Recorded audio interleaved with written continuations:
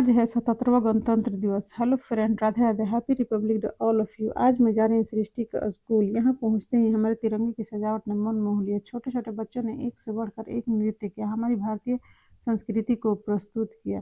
सभी बच्चों ने अपनी प्रतिभा का प्रदर्शन किया और हमारे शहीद जवानों को भी श्रद्धांजलि दिया।